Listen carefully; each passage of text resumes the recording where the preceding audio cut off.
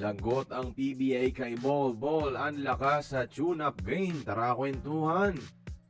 Nasubukan na nga ni Bol Bol mga idol ang kanyang unang tikim sa PBA action kalaban ng sister team na Meralco Bots sa isang tune-up game. At may footage na tayo kung ano ang ipapamalas ni Bol Bol sa PBA. Dito mga idol, si Bol Bol ang tagadala nila ng bola. Nagiging primary ball handler si Bol Bol. Pinaul siya ni Almazan dito. Dito, sinayawan niya ang bagong 7-footer import ng Meralco. Kaso mintis nga lang yung tira mga idol.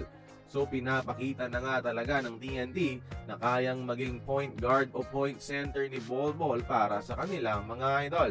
Magbababa ng bola at mag-create ng tira sa tangkad na 7-3. Delikado na talaga si Bol Bol pati sa depensa. Ganito kahaba yung kaya niyang supalpalin mga idol. Pero talo ang TNT sa tune-up game na ito mga idol. Dahil ayon pa sa team manager ng TNT na si Jojo Lastimosa, may kalawang pa raw talaga itong si Bol Bol. Last game niya ng professional basketball na 5-on-5 ay noong nasa NBA pa, around 7 months ago daw. So naninibago pa ang katawan ng former NBA player.